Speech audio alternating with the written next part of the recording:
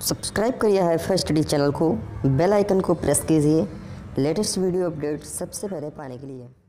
नमस्कार मित्रों, एक बार फिर से बहुत बहुत स्वागत करता हूं आपके अपने चैनल हाईफाई स्टडी पे। दोस्तों आज की जो वीडियो होने वाली है वो आप सभी के लिए, आप सभी को पता है यार, मैराथन क्लासेस टाइम चल रही है सुबह के 9 बजे। बहुत ही ज़बरदस्त आप सभी के लिए क्लासेस जो है वो कराई जा रही है। तो यहाँ पर आज आप सभी के लिए लेकर के आए सेकंड सेमेस्टर का हिंदी अति लघुत्तरी क्वेश्चन। जितने भी साथियों यहाँ पर आपके, जी हाँ साथियों, जितने भी आप सभी के क्या बनते हैं, अति लघुत्तरी प्रश्न बनते हैं, जितने भी आपके अति लघुत्तरी प्रश्न बनते हैं, सारे के सारे हम लोग इस वीडियो में क्लियर करेंगे। दोस्तों जितने भी आपके हिंदी से रिलेट करते हुए जितने भी आपके अति लघुत्तरी क्वेश्चन बनते हैं, सारे हम इस वीडियो में इंक्लूड कर दिए हैं। दोस्तों सभी साथियों के लिए इंपॉर्टेंट क्लास होने वाली है, मैराथन क्लास आप सभी के लिए बहुत ही जबरदस्त होने वाली है। तो वीडियो को अभी से कर दीजिएगा लाइक, और जो भी साथी चैनल पर नए हैं, चैनल को अभी तक सब्सक्राइब नहीं किया तो भाई चैनल को सब्सक्राइब करके परिवार का हिस्सा फटाफट से सभी साथी बन जाएंगे। क्लियर?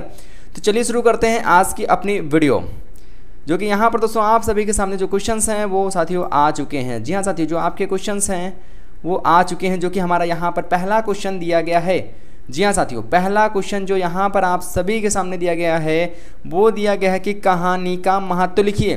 साथियों जो क्वेश्चन हमारा है 2015 में पूछा भी गया है, very very most important question है, ठीक है ना। तो यहाँ पर क्या हो जाएगा, कहानी का महत्व क्या हो जाएगा, यानी कहानी से ज्ञान की वृद्धि, विद्यार्थियों का सर्वांगीण विकास एवं कल्पना शक्ति का विकास होता है। नेक्स्ट क्वेश्चन की बात कर लेते हैं, बालकों को कहानी पसंद होने का कारण है। तो बालकों को कहानी पसंद होने का क्या कारण है? हिंदी गद्य में सर्वाधिक अंश कहानी है, कहानियों में घटनाओं का सजीव चित्रण होता है, ठीक है ना। नेक्स्ट क्वेश्चन हमारा हो जाएगा, कहानीकार का प्रमुख कौशल क्या होना चाहिए? तो कहानी में कौतूहल तथा जिज्ञासा बनाए रखना कहानीकार का प्रमुख कौशल है। अगला हमारा क्वेश्चन हो जाएगा, वो हो जाएगा कहानी का महत्व बताइए। तो हो जाएगा, कहानी से ज्ञान की वृद्धि होती है। जी हाँ साथियों, कहानी से क्या होती है, ज्ञान की वृद्धि होती है, कल्पना शक्ति का विकास होता है। उसके बाद अगला हमारा हो जाएगा यहाँ पर कि सर्वांगीण कल्पना शक्ति का विकास होता है और सर्वांगीण विकास होता है, यानी कि कहानी मनोरंजन का एक अच्छा साधन है। कहानी क्या है? मनोरंजन का एक अच्छा साधन है। अगले यहाँ पर अगले क्वेश्चंस की हम लोग बात कर लेते हैं, जो कि यहाँ पर दिया गया है कि लोक कथा से क्या लाभ हो सकता है, यानी लोक कथा के माध्यम से बच्चों के मस्तिष्क में धार्मिक तथा शिक्षाप्रद भावनाएं उत्पन्न की जा सकती हैं। अगला हमारा जो प्रश्न हो जाएगा वो हो जाएगा दोस्तों यहाँ पर कि मौखिक शिक्षण कितने प्रकार के होते हैं। जो साथियों इसका जो आंसर है वो कट गया है, ठीक है ना साथियों, जो इसका आंसर है वो कट गया है, लेकिन कोई दिक्कत नहीं है, मैं आप सभी को इसका आंसर अवश्य बताऊंगा, ठीक है ना साथियों। क्वेश्चन यहाँ पर क्या है कि मौखिक शिक्षण कितने प्रकार का होता है? तो मौखिक शिक्षण बेसिकली होता है कितने प्रकार का साथियों? 2 प्रकार का होता है, ठीक है ना। मौखिक शिक्षण जो होता है वो कितने प्रकार का होता है? वो होता है साथियों 2 प्रकार का। अगला यहाँ पर हमारा जो प्रश्न हो जाएगा वो हो जाएगा यहाँ पर कि ध्वनि कितने प्रकार की होती है? तो ध्वनि होती है साथियों 2 प्रकार की होती है। सभी को पता ध्वनि कौन कौन सी? शब्द किसे कहते हैं, यानी अपने भावों को दूसरे तक प्रसारित करने के लिए ध्वनि प्रतीकों का उपयोग करना पड़ता है। इन ध्वनियों के मेल को शब्द कहते हैं। इन ध्वनियों के मेल को साथियों यहाँ पर क्या कहते हैं? तो इन ध्वनियों के मेल को क्या कहते हैं साथियों? शब्द कहते हैं। अगला यहाँ पर हमारा जो प्रश्न हो जाएगा, यानी गतिविधियों पर आधारित शिक्षण से क्या आशय है? तो यहाँ पर हो जाएगा कि शिक्षण कार्य में वही विधि उपयोगी मानी जाती है जिसमें शिक्षण व विद्यार्थी दोनों ही क्रियाशील रहें। जिसमें क्या है कि शिक्षण भी और शिक्षण व विद्यार्थी जो हैं दोनों ही क्रियाशील रहें, तभी वो मानी जाती है गतिविधियों पर आधारित शिक्षण। उसके बाद अगला जो हमारा प्रश्न हो जाएगा वो हो जाएगा, विद्यार्थी की गतिविधि व मूल्यांकन किस प्रकार किया जा सकता है? तो किस प्रकार किया जा सकता है वो हो दोस्तों है कि विद्यार्थी की गतिविधि का मूल्यांकन बाल सभा, विद्यालय की पत्रिका, वाद विवाद प्रतियोगिता, अंताक्षरी प्रतियोगिता, वार्षिकोत्सव तथा अन्य समारोहों की भागीदारी व उपलब्धता द्वारा मूल्यांकन किया जा सकता है।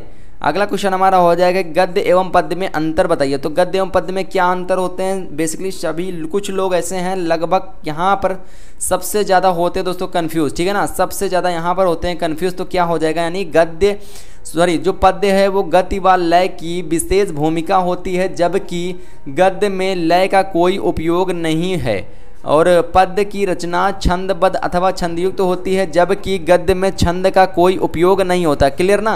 तो आप सभी को अच्छे से समझ में आ गया होगा कि गद्य और पद्य आखिर में क्या होते हैं। नेक्स्ट हमारा क्वेश्चन यहाँ पर हो जाएगा कि गद्य का अर्थ लिखिए, ठीक है ना। तो हो जाएगा कि जिस रचना में छंद शास्त्र के गढ़ तथा मात्राओं का बंधन नहीं होते हैं। नहीं होते वे गद्य कहलाते हैं, ठीक है ना। यानी जिन रचना में छंद शास्त्र के गढ़ तथा मात्राओं के बंधन नहीं होते हैं वे गद्य कहलाते हैं। अगला हमारा क्वेश्चन हो जाएगा कि सूक्ष्म पाठ के उद्देश्य बताइए, यानी सूक्ष्म पाठ द्वारा निम्नलिखित उद्देश्यों की प्राप्ति हो सकती। कौन कौन से? फर्स्ट, सेकेंड और थर्ड, 3 उद्देश्य हो जाएगा। यानी वाक्यों की रचना में व्याकरण के ज्ञान का पूर्ण उपयोग, शब्द ज्ञान कोश में वृद्धि, मुहावरों, लोकोक्तियों, सूक्तियों इत्यादि का ज्ञान, ये हो जाएगा हमारा, ठीक है ना दोस्तों। इसमें हो जाएगा सोच पाठ के उद्देश्य 3 हो जाएंगे हमारे। उसके बाद जो हमारा अगला क्वेश्चन बनता है, ठीक है ना साथियों, अगला जो हमारा बनता है कि द्रुत पाठ का क्या अर्थ है। दोस्तों इस वीडियो में आपको पूरे के पूरे, हालांकि कुछ क्वेश्चन ऐसे भी होंगे जो आपके रिपीट किए हुए क्वेश्चन होंगे, ठीक है ना साथियों। कुछ क्वेश्चन आपके ऐसे भी होंगे जो रिपीट किए हुए क्वेश्चन होंगे, लेकिन कोई दिक्कत नहीं, क्योंकि आपको यहाँ पर पूरे के पूरे आपको एक वीडियो में अतिलघुत्री देखने को मिल रहे हैं। तो बहुत ही ज़बरदस्त वीडियो है। अगर आपके लिए वीडियो इंपॉर्टेंट लग रही है तो वीडियो को अभी से कर दीजिएगा लाइक, ठीक है ना साथियों, अभी से कर दीजिएगा लाइक। पीडीएफ आपको टेलीग्राम पे प्रोवाइड कर दी जाएगी। नेक्स्ट हमारा यहाँ पर हो जाएगा कि द्रुत का पाठ अर्थ यानी शीघ्रता से पढ़ना होता है। अगला प्रश्न हमारा हो जाएगा कि अभिव्यक्ति का अर्थ बताइए, यानी व्यक्ति द्वारा प्रकट किए गए भावों को अभिव्यक्ति कहते हैं। व्यक्ति अपने हृदय के विचारों को भाषावाणी का रूप प्रदान करता है और वह अभिव्यक्ति होती है। अगला हो जाएगा हमारे कि प्रोफेसर रमन बिहारी लाल ने मौखिक अभिव्यक्ति को किस प्रकार परिभाषित किया। तो प्रोफेसर रमन बिहारी लाल के अनुसार, जी हाँ साथियों, प्रोफेसर रमन बिहारी लाल के अनुसार यानी कि मानव अपने हृदय के भाव प्रकट करने के लिए जिस ध्वन्यात्मक संकेत साधन का प्रयोग करता है उसे उसकी मौखिक अभिव्यक्ति कहते हैं, ठीक है ना। क्या कहते हैं? मौखिक अभिव्यक्ति कहते हैं। अगला हमारा प्रश्न हो जाएगा कि मौखिक अभिव्यक्ति के साधन बताइए। तो मौखिक अभिव्यक्ति के कौन कौन से साधन हो जाएंगे, यानी कि विचार विमर्श, वार्तालाप, वाद विवाद, चर्चा, परिचर्चा, कविता पाठ, भाषण और आपका हो जाएगा व्याख्यान, कहानी, कथन इत्यादि, यानी ये हो जाएंगे मौखिक अभिव्यक्ति के साधन। अगला हमारा हो जाएगा कि लिखित अभिव्यक्ति के साधन बताइए, यानी सार लेख, पत्र लेखन, निबंध हो जाएगा, आपका आत्मकथा हो जाएगा, उसके बाद कहानी लेखक, नाटक लेखक और कविता लेखक संस्मरण, उसके बाद लेखन विवरण, आख्या लेखन इत्यादि, ये हो जाएंगे लिखित अभिव्यक्ति के साधन, ठीक है ना। लिखित अभिव्यक्ति के साधन ये हो जाएंगे हमारे। उसके बाद हमारा अगला प्रश्न बनता है, वो बनता है कि लिखित अभिव्यक्ति का महत्व बताइए, यानी अपने भावों तथा विचारों को लिखकर, अपने भाव तथा विचारों को लिखकर व्यक्त करने को लिखित अभिव्यक्ति कहते हैं। और मानवीय विचारों की अभिव्यक्ति अस्थायी रहे तथा अन्य व्यक्ति उसका अध्ययन कर सके, इसलिए लिखित अभिव्यक्ति अत्यंत महत्वपूर्ण है, ठीक है ना। अगला हमारा प्रश्न हो जाएगा कि अक्षर का अर्थ लिखिए। तो अक्षर का क्या अर्थ हो जाएगा साथियों, ये क्वेश्चन हमारा 2015 में पूछा भी गया है। यानी कि जो नाशवान ना हो उसे अक्षर कहते हैं। क्षर का अर्थ नाश ना हो, क्षर का अर्थ होता है नाश होना तथा अ का अर्थ होता है नहीं, ठीक है ना। यानी अक्षर मतलब नाश ना होना। उसके बाद किसी भी अक्षर का नाश नहीं होता है, अक्षर मिलकर शब्द का रूप लेते हैं। अक्षर मिलकर किसका रूप लेते हैं? वो लेते हैं साथियों शब्द का रूप लेते हैं, ठीक है ना। किसका रूप लेते हैं? वो लेते हैं साथियों शब्द का रूप। उसके बाद हमारा जो यहाँ पर अगला प्रश्न हो जाएगा, ठीक है साथियों, अगला प्रश्न हो जाएगा कि वर्ण किसे कहते हैं, यानी अक्षर समूह का दूसरा नाम वर्ण है और वर्ण अक्षर समूह के 2 वर्गों में विभक्त हैं। जो अक्षर हैं, वर्ण अक्षर हैं, वो समूह है कि 2 वर्गों में विभक्त हैं, ठीक है। कौन कौन से 2 वर्ग हो जाएंगे वो हम लोग देखेंगे। कौन कौन से 2 वर्ग हो जाएंगे साथियों? वो हो जाएगा, पहला आपका हो जाएगा स्वर, दूसरा हो जाएगा व्यंजन। अगला हमारा हो जाएगा कि शब्द की व्याख्या कीजिए, यानी व्यक्ति के विचारों के प्रतीक के रूप में उच्चारित किए जाने वाली ध्वनियों के समूह अथवा संकेतों को क्या कहते हैं? शब्द कहते हैं। शब्द कितने प्रकार के होते हैं? तो शब्द होते हैं तो बेसिकली 2 भेद होते हैं। कौन कौन से? ध्वन्यात्मक शब्द और उसके बाद वर्णनात्मक शब्द, ये हो जाएंगे 2 प्रकार के। उसके बाद हमारा नेक्स्ट जो बनता है वो बनता है कि वाक्य कितने प्रकार के होते हैं? सभी को पता है, और वाक्य 3 प्रकार के होते हैं। कौन कौन से? सरल वाक्य, संयुक्त वाक्य और मिश्रित वाक्य। सरल वाक्य, मिश्रित वाक्य और आपका आ जाता है इसके अंतर्गत संयुक्त वाक्य, ठीक है ना। क्या आ जाता है? संयुक्त वाक्य आ जाता है। चलिए अगला प्रश्न यहाँ पर हम लोग देखते हैं, दिया गया है कि उपसर्ग का अर्थ बताते हुए कोई 4 उदाहरण लिखिए, यानी शब्दांश अथवा कोई अक्षर किसी शब्द के आरंभ में जोड़कर उसके अर्थ को परिवर्तित कर दे अथवा अर्थ में विशेषता उत्पन्न कर दे तो उसे क्या कहते हैं? उपसर्ग कहते हैं। यानी कि जैसे कि आ हो जाता है हमारा, यानी क्या कहते हैं? उपसर्ग का क्या होता है? यानी कि उसके आरंभ में जुड़कर, यानी जैसे मर दिया गया है, ठीक है ना, आरंभ में जुड़कर उसके अर्थ को परिवर्तित, मर मतलब मर, ठीक है ना, उसके अगर हम जोड़ देते हैं उपसर्ग तो क्या होता है, उसका पूरा का पूरा जो अर्थ है वो बदल जाता है, यानी अमर हो जाएगा, कभी न मरने वाला। क्रमक हो जाएगा तो क्रमक में अगर अति जोड़ देंगे तो अतिक्रमण हो जाएगा। नैतिक हो जाएगा, नैतिक में अ जोड़ देंगे तो अनैतिक हो जाएगा। आलय में न्याय जोड़ देंगे तो न्यायालय हो जाएगा, ठीक है ना। तो ये हो जाएंगे हमारे इस प्रकार के उपसर्ग। उसके बाद यहाँ पर बात कर लेते हैं हम लोग दोस्तों प्रत्यय। आप सभी का बहुत ही ज़्यादा कन्फ्यूजन रहता है, प्रत्यय का अर्थ बताइए, यानी प्रत्यय के अंतर्गत किसी शब्द के अंत में कोई अक्षर अथवा शब्दांश लग जाने से उसका अर्थ परिवर्तित हो जाता है, उसे प्रत्यय कहते हैं। जैसे कि कड़वा, ठीक है, कड़वा में शब्द के अंत में हट लग जाए तो कड़वाहट हो जाता है, ठीक है ना। कड़वा शब्द दिया गया है, उसके अंत में क्या लग जाए, हट लग जाए तो क्या हो जाएगा साथियों, कड़वाहट हो जाएगा वहां पर। क्लियर। चलिए अगला प्रश्न देखते हैं। यहाँ पर दिया गया कि सामासिक पद किसे कहते हैं, यानी दो अथवा दो से अधिक शब्दों के परस्पर मिलकर एक शब्द बनता है, उसे समास कहते हैं, ठीक है ना। जैसे चाय नाश्ता, रोटी रोजी, रोजी रोटी, पढ़ाई लिखाई, ठीक है, पानी वानी, इस तरह के जो होते हैं वो सामासिक पद कहलाते हैं, ठीक है ना साथियों। क्या कहलाते हैं, समासिक पद कहलाते हैं। उसके बाद हमारा अगला हो जाएगा कि समास कितने प्रकार के होते हैं। तो समास बेसिकली आपको पता है यार 6 प्रकार के होते हैं, ठीक है ना। कितने प्रकार के होते हैं समास के, जो आपको जो पढ़ने हुए, ठीक है, जो आपको समास यहाँ पर पढ़ने हैं वो सिर्फ आपको 4 समास पढ़ने, इसी वजह से आपको यहाँ पर 4 समास बताया जाता है, ठीक है। कन्फ्यूज बिल्कुल भी नहीं होना है, ठीक है ना, कंफ्यूज बिल्कुल भी नहीं होना है। तो यहाँ पर दोस्तों जो हमको समास पढ़ने हैं वो सिर्फ और सिर्फ 4 समास पढ़ने हैं, अव्ययी भाव, द्वंद्व, तत्पुरुष, बहुब्रीहि। आप ये कहीं पर भी देखोगे, ठीक है, डीएलएड में आप कहीं पर भी देखोगे आपको 4 ही समास पढ़ने को मिलता है, ठीक है ना। इसी वजह से यहाँ पर 4 समास आपको बताए गए हैं।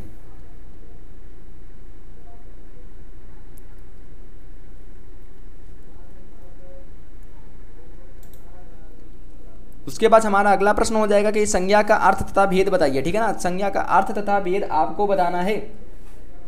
तो यहाँ पर साथियों वे शब्द जिनसे जाति अथवा स्थान तथा वस्तु इत्यादि के नाम का बोध होता है उसे संज्ञा कहते हैं। संज्ञाएं कितने प्रकार की होती हैं, तो संज्ञाएं यार सभी को पता है कितने प्रकार की होती है साथियों। जो संज्ञाएं होती हैं वो बेसिकली होती हैं 3 प्रकार की, ठीक है ना। 3 प्रकार की होती हैं, व्यक्तिवाचक संज्ञा, जातिवाचक संज्ञा और आपका आ जाता है दोस्तों भाववाचक संज्ञा, ठीक है ना। क्या आ जाता है, भाववाचक संज्ञा।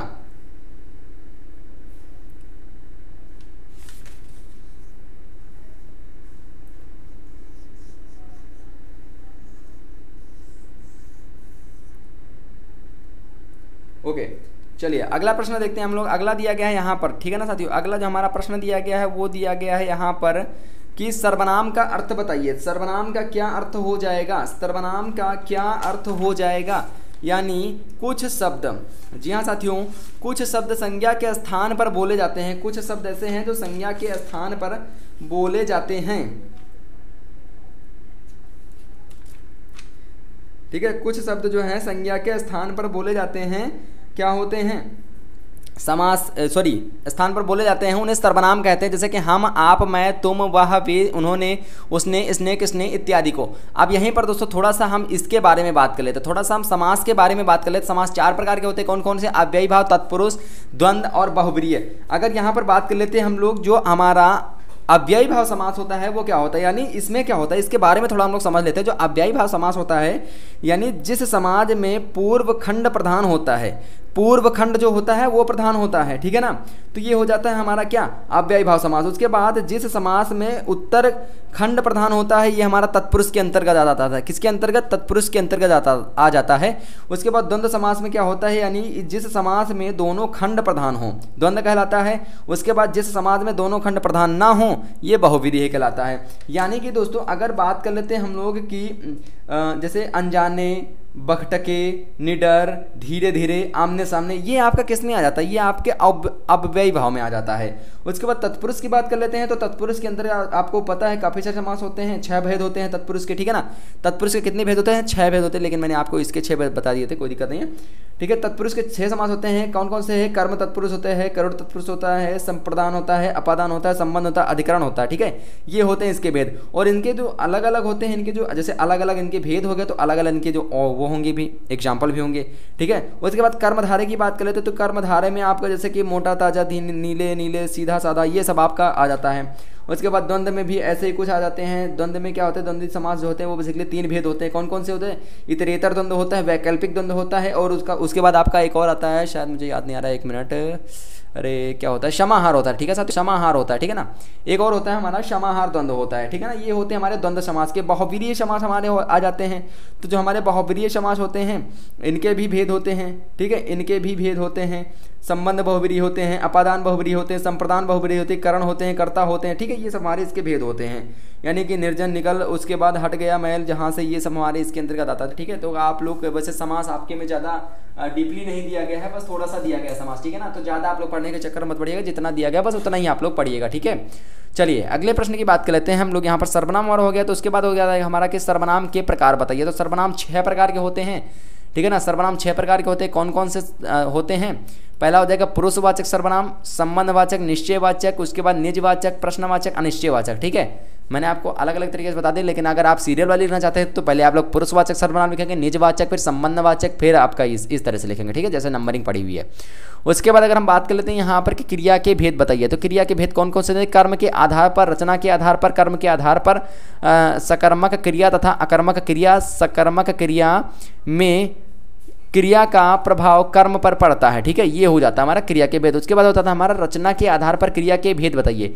तो रचना के आधार पर क्रिया के 4 भेद होते हैं। कौन कौन से? प्रेरणा प्रदत्त क्रिया, नाम धातु क्रिया, संयुक्त क्रिया, और उसके बाद पूर्वकालिक क्रिया हो जाता है, ये हो जाता है हमारा।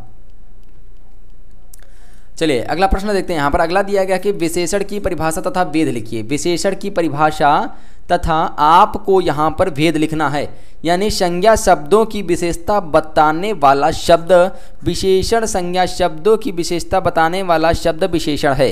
यानी विशेषण 4 प्रकार के होते हैं, गुणवाचक, संख्यावाचक, परिमाणवाचक, संकेतवाचक, ठीक है ना। और इनके बारे में डिटेल में नहीं दिया गया है आपके डीएलएड में, तो आप लोग पढ़ना चाहते तो पढ़ सकते हो, ठीक है ना।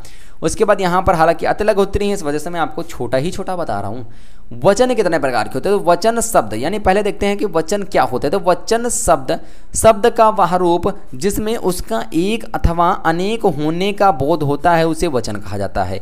हिंदी में वचन 2 प्रकार के होते हैं, एक वचन और बहुवचन। उसके बाद हमारा आता है कि लिंग की परिभाषा दीजिए। तो लिंग की परिभाषा क्या हो जाएगी? लिंग हो जाता है, यानी लिंग शब्द वह रूप होता है जिसके अंतर्गत पुरुष अथवा स्त्री होने का बोध होता है, ठीक है, पुरुष अथवा स्त्री होने का बोध होता है, इसे पुल्लिंग तथा स्त्रीलिंग भी कहते हैं। उसके बाद हमारा जो नेक्स्ट क्वेश्चन आ जाता है साथियों, ठीक है ना, जो हमारा इसके बाद जो हमारा आ जाता है वो नेक्स्ट आ जाता है कि वचन के प्रकार बताए। तो वचन प्रमुखतः वचन 2 प्रकार के होते हैं, सस्वर और मौन वाचन, ठीक है, सस्वर और मौन वाचन होते हैं 2 प्रकार के हमारे। उसके बाद जो हमारा अगला प्रश्न आ जाता है वो आ जाता है कि सस्वर वाचन किस प्रकार किया जाता है। सस्वर वाचन यानी कि किस प्रकार किया जाता है, यानी कि दोस्तों यहाँ पर सस्वर वाचन 2 प्रकार से किया जा सकता है। प्रथम, एक ही व्यक्ति किसी लिखित भाग का वाचन करे, जैसे कि कथन वाचन का वाचन, कथावाचक का वाचन, बालकों द्वारा एक एक करके किसी लिखित गद्यांश का वाचन या पद्यांश का पाठ। उसके बाद एक दूसरे का सस्वर वाचन वह है जिसमें बहुत से बालक या व्यक्ति किसी भी लिखित भाग को एक साथ पढ़े या फिर बोलें। उसके बाद हमारा जो नेक्स्ट आ जाता है वो साथियों क्या आ जाता है, यानी मौन वाचन का अर्थ लिखिए। यानी मौन वाचन का अर्थ स्वयं में स्पष्ट है। मौन का अर्थ है बिना ध्वनि किए, ठीक है ना, अर्थात किसी पाठ को इस प्रकार पढ़ना कि किसी को आवाज़ या ध्वनि से ज्ञात ना हो पाए कि कहीं और क्या पढ़ा जा रहा है, ठीक है ना, कहीं और क्या पढ़ा जा रहा है। मौन कहीं और क्या पढ़ा जा रहा है ही मौन वाचन है। यानी कि दोस्तों यहाँ पर हम बात कर लेते हैं कि यह सस्वर वाचन से ठीक उल्टा होता है। और उसके बाद होता है वाक्य किसे कहते हैं, वाक्य के कितने अंग होते हैं, शब्दों को मिलाकर वाक्य बनते हैं। वाक्य द्वारा भाव अथवा विचार प्रकट किए जाते हैं। वाक्य के 2 अंग होते हैं, कौन कौन से हो जाएंगे, एक आपका आ जाता है उद्देश्य आ जाता है, दूसरा आपका विधेय आ जाता है, ठीक है ना, एक उद्देश्य आ जाता है, दूसरा विधेय आ जाता है। नेक्स्ट हमारा जो क्वेश्चन बनता है वो बनता है कि पद क्रम का क्या अर्थ है। पद क्रम का क्या अर्थ होता है, यानी शब्दों के सही क्रम से लगातार वाक्य बनाने को पदक्रम कहते हैं। संयुक्त वाक्य किसे कहते हैं, तो संयुक्त वाक्य आपका होता है एक मिश्रित वाक्य। तो वहां पर देखेंगे सबसे पहले हम लोग संयुक्त वाक्य किसे कहते हैं, यानी वाक्य में 2 अधिक शब्द स्वतंत्र रूप से समुच्चय बोधक के द्वारा जुड़े रहते हैं परंतु परस्पर आश्रित नहीं होते हैं, संयुक्त वाक्य कहलाते हैं। मिश्रित वाक्य का अर्थ क्या होता है, यानी मिश्रित वाक्य किसे कहते हैं? तो वाक्य में एक मुख्य उपवाक्य तथा एक या अधिक उपवाक्य हों, ठीक है, अधिक उपवाक्य हों तो मिश्रित वाक्य कहते हैं। जैसे कि डॉक्टर ने कहा कि एक सेब प्रतिदिन खाना चाहिए। उसके बाद हमारा हो जाएगा व्यूह का विलोम शब्द क्या हो जाएगा? तो व्यूह का विलोम शब्द आपको पता है निव्यूह या अव्यूह हो जाएगा इसका विलोम शब्द, ठीक है। उसके बाद आपके यहाँ से आपके जबरदस्त वन लाइनर क्वेश्चन, यानी वन लाइनर क्वेश्चन जिसे हम आप अतलगोत्री क्वेश्चन के भी नाम से जान सकते हैं या फिर मल्टीपल चॉइस क्वेश्चन भी कहते हैं। यानी कि दोस्तों यहाँ पर प्रश्न हो जाएगा कि मैंने कहा होगा, वाक्य किस प्रकार का वाक्य है? संदेहवाचक, सरल वाक्य, साधारण वाक्य, संदेह बोधक वाक्य या अनिश्चयवाचक या संदिग्ध भूतकाल। यानी उन्मेष में किस उपसर्ग का उपयोग होता है? तो उत उपसर्ग का। उन्मेष में क्या होता है? उत उपसर्ग का होता है। उसके बाद बात कर लेते हैं कि जिसके हाथ में चक्र हो के लिए शब्द क्या है? तो चक्रपाणी या चक्रधारी कहते हैं। चक्रपाणी कहते हैं या फिर चक्रधारी कहते हैं।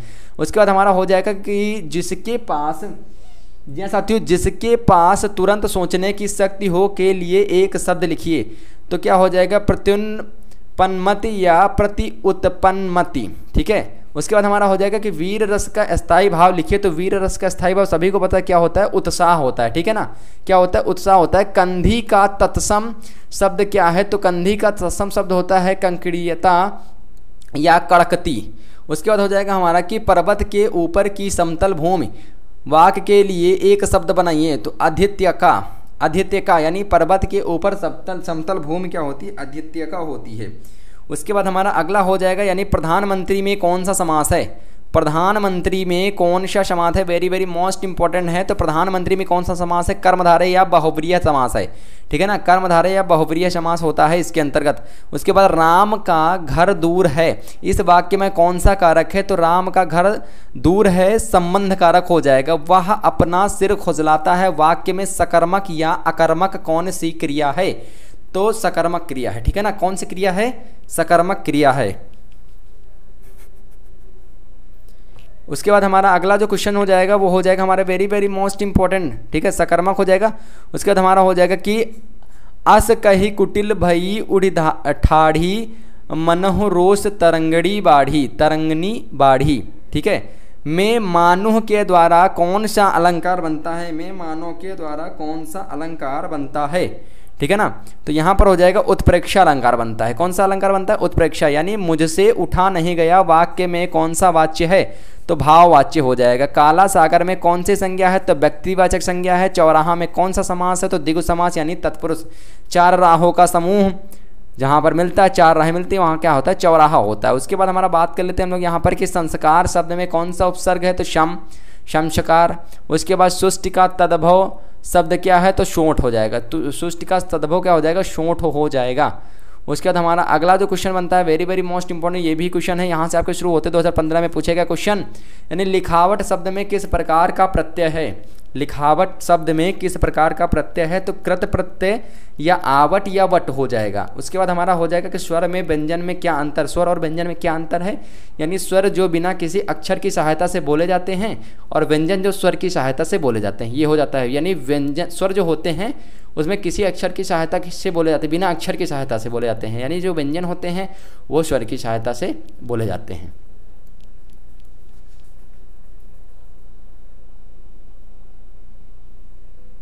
उसके बाद हमारा अगला बनता है दोस्तों, ये भी 2015 में पूछा गया, ठीक है ना साथियों। 2015 में पूछा गया है कि आदर्श वाचन किसे कहते हैं? यानी शिक्षक द्वारा उचित सुर, लय, गति, विराम चिन्हों का प्रयोग करते हुए जो वाचन किया जाता है उसे आदर्श वाचन कहते हैं। अगला हमारा यहाँ पर प्रश्न हो जाएगा कि अनुरिक्ति, ठीक है ना। अनुरिक्त एवं निश्चीम शब्द का विलोम लिखित 2015 में पूछा भी गया है। तो अनुरिक्ति विरक्ति और निश्चीम का असीम हो जाएगा। विस्मयादि बोधक चिन्ह का प्रयोग कब करते हैं? यानी विस्मय, पीड़ा, अत्यधिक हर्ष, घृणा इत्यादि आदि का बोध करने के लिए विस्मयादि बोधक चिन्ह का प्रयोग करते हैं। नेक्स्ट हो जाएगा हमारा कि द्रुत पाठ का क्या अर्थ है? यानी शीघ्रता से पढ़ना। अंश और अंश शब्द में क्रमशः अर्थ लिखिए। तो अंश होता है भाग होता है, अंश मीन्स होता है कंधा, ठीक है ना। उसके बाद हमारा हो जाएगा यहाँ पर वेरी वेरी मोस्ट इंपॉर्टेंट ये भी है साथियों, क्या हो जाएगा, यानी स्वर किसे कहते हैं, यानी स्वर का अर्थ ऐसा वर्ड जिसका उच्चारण अपने आप हो सके, जिसके उच्चारण के लिए दूसरे वर्ड से मिलने की आवश्यकता ना हो, ठीक है ना, ये होता है। उसके बाद हमारा नेक्स्ट हो जाएगा कि निम्नलिखित, उसके बाद हमारा नेक्स्ट हो जाएगा यहाँ पर कि निम्नलिखित शब्दों के विलोम शब्द लिखिए। तो आप लोग बताइएगा निम्नलिखित शब्दों के विलोम यहाँ पर क्या हो जाएगा, यानी उत्थान, उत्थान मूक का, यानी उत्थान का क्या हो जाएगा, पतन हो जाएगा, मूक का क्या हो जाएगा, वाचाल हो जाएगा। 2016 में पूछा गया क्वेश्चन है, ठीक है ना, 2016 में पूछा गया क्वेश्चन है, very very most important question है आप सभी के लिए ये।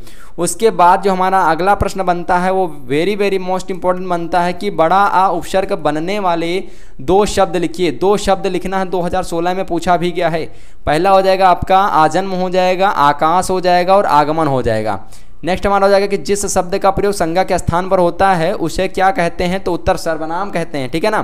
तो यहाँ पर हो जाएगा कि कुछ शब्द संज्ञा के स्थान पर बोले जाते हैं, जैसे उन्हें सर्वनाम कहते हैं, जैसे कि हम, आप, मैं, तुम, वह, वे, उन्होंने, उसने, इसने, किसने, किसी को इत्यादि, ये हो जाएगा। 2016 में नेक्स्ट क्वेश्चन हमारा है वो भी पूछा गया है, यानी पत्र कितने प्रकार के होते हैं, 2016 में पूछा गया है, ठीक है ना। तो पत्र कितने प्रकार के होते हैं, तो विषय, वस्तु एवं शैली के आधार पर पत्रों को 2 वर्गों में वर्गीकृत कर सकते हैं, औपचारिक और अनौपचारिक।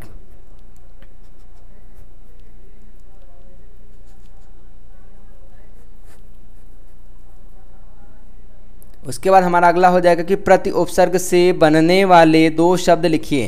प्रति उपसर्ग से बनने वाले 2 शब्द लिखना है। कौन कौन से 2 शब्द हैं, पहला हो जाएगा प्रति उपसर्ग से, यानी प्रति अगर हम कूल में लगा देंगे प्रति, तो आप सभी को पता है क्या हो जाएगा, प्रतिकूल हो जाएगा, और प्रतिछाया, ये हो जाएंगे प्रति उपसर्ग से बनने वाले। 2016 में पूछा गया, ठीक है ना साथियों। उसके बाद हमारा हो जाएगा कि कारक शब्द में कौन सा प्रत्यय लगा हुआ, 2016 में पूछा भी गया, तो कारक में अक प्रत्यय लगा हुआ है, ठीक है ना। कौन प्रत्यय लगा हुआ है, अक प्रत्यय लगा हुआ है।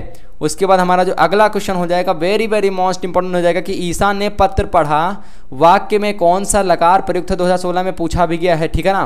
तो जल्दी से बताइए यहाँ पर क्या हो जाएगा, लंग लकार यानी भूतकाल हो जाएगा, यानी बालक तेज दौड़ता है वाक्य में किस क्रिया विशेषण का प्रयोग हुआ है, तो विशेष का, ठीक है ना, विशेष का प्रयोग हुआ है यहाँ पर, क्योंकि यहाँ पर क्या कर रहा है बालक क्या कर रहा है, दौड़ रहा है। कैसे दौड़ रहा, तेज दौड़ रहा है, ठीक ना। बालक क्या कर रहा है, बालक तेज दौड़ रहा है। उसके बाद हमारा जो अगला क्वेश्चन बनता है वो भी हमारा very very most important question के अंतर्गत ही आता है। क्वेश्चन हमारा क्या बनता है, चलिए देख लेते हैं हम लोग। यहाँ पर हो जाएगा हमारा दोस्तों, यहाँ पर हमारा साथियों हो जाएगा यहाँ पर कि वर्णन शब्द के 2 पर्यायवाची शब्द लिखिए। तो कथन और आख्यान, सर्वनाम के 2 उदाहरण लिखिए। तो सर्वनाम के 2 उदाहरण कौन कौन से हैं, कुछ संज्ञा शब्द के स्थान पर बोले जाते हैं उन्हें सर्वनाम कहते हैं, जैसे कि मैं, हम, आप, तुम, वह, वे, उन्होंने, उसने, इसने, किसने, किसी को इत्यादि। उसके बाद यहाँ से आपके शुरू होते 2017 में पूछा गया क्वेश्चन, यानी प्रा उपसर्ग से बनने वाले 2 शब्द लिखिए, 2017 में पूछा गया है। तो प्रचार और प्रसार, यानी कि सार में 4 में अगर हम प्रा लगा देंगे तो प्रसार और प्रचार हो जाएगा, ठीक है ना। तो वेरी वेरी मोस्ट इंपॉर्टेंट ये भी है दोस्तों, अच्छे से आप लोग देखिएगा, ठीक है ना, प्रचार और प्रसार। उसके बाद हमारा दोस्तों यहाँ पर आता है कि प्रत्यय किसे कहते हैं, यानी प्रत्यय वे शब्दांश हैं जो किसी शब्द के अंत में लगाए जाते हैं और उपसर्ग की भांति एक नवीन अर्थ प्रकट करते हैं, जैसे कि लौकिक में एक लगा देना, लौकिक, मित्रता में ता लगा देना, ये होता है हमारा प्रत्यय। प्रत्यय के 2 प्रकार होते हैं, कौन कौन से, कृदंत और कृत, यानी कृदंत जैसे कृत प्रत्यय कहते हैं। उसके बाद हमारा तदत्ति प्रत्यय हो जाता है। उसके बाद हमारा होता है कि काल कितने प्रकार के होते हैं, तो काल सभी को पता है यार कितने प्रकार के होते हैं, वर्तमान काल, भूतकाल और आपका भविष्य काल। वर्तमान काल जो चल रहा होता है, भूतकाल जो बीत गया होता है, भविष्य काल मतलब जो आगे आने वाला काल होता है। उसके बाद हमारा हो जाता है कि अनुकरण वाचन किसे कहते हैं, 2017 में पूछा भी गया है, यानी अध्यापक के द्वारा बोले गए पाठ्यक्रम शब्दों को सुनकर जब बच्चे उसका प्रयोग करते हैं उसे अनुकरण वाचन कहते हैं। उसके बाद हमारा आ जाता है मौन वाचन के 2 उद्देश्य लिखे, 2017 में पूछा भी गया है। तो मौन वाचन के उद्देश्य क्या हो जाएंगे, पहला हो जाएगा कि मौन वाचन व्यक्ति दूसरों को किसी भी प्रकार की बाधाएं या बाधा पहुँचाए बिना कर सकता है। दूसरा हो जाएगा कि अवकाश के छड़ों का प्रयोग, अवकाश छड़ों का प्रयोग करने की दृष्टि से मौन वाचन बहुत महत्वपूर्ण है। अगला प्रश्न हमारा हो जाएगा कि पुरुषवाचक सर्वनाम के प्रकारों के नाम लिखे। 2019 और 2017 में पूछा गया, दोनों ईयर ये क्वेश्चन पूछा गया है, ठीक है ना। दोनों ईयर अगर पूछा गया है तो वेरी वेरी मोस्ट इंपॉर्टेंट है क्वेश्चन ये। तो हमारा इसका आंसर क्या हो जाएगा, यानी कि पुरुषवाचक सर्वनाम क्या होता है, यानी जो शब्द संज्ञा शब्द के स्थान पर प्रयुक्त हों और व्यक्ति विशेष को संबोधित करता है, वह शब्द पुरुषवाचक सर्वनाम कहलाता है। वक्ता श्रोता तथा जिसके बारे में कहा जाता है, इनके लिए प्रयुक्त शब्द पुरुषवाचक सर्वनाम होते हैं। पुरुषवाचक सर्वनाम 3 प्रकार के होते हैं। उत्तम पुरुष यानी बोलने वाला, मैं हम हो जाएगा। मध्यम पुरुष यानी जिससे बोला जाए, यानी तुम तू आप हो जाएगा। उसके बाद तीसरा हो जाएगा हमारा अन्य पुरुष, यानी जिसके विषय में बोला जाए। मतलब कि यहाँ पर वाचन वाला पुरुष वाचन में होता है क्या, जैसे हम बोल रहे हैं तो हम उत्तम हो जाएंगे, हम बोल रहे हैं, हम किससे बोल रहे हैं, आपसे बोल रहे हैं तो मध्यम आप हो जाएंगे। उसके बाद किसके बारे में, तीसरे के बारे में बोल रहे हैं, वो हो जाएगा दोस्तों अन्य के अंतर्गत आ जाता है, ठीक है।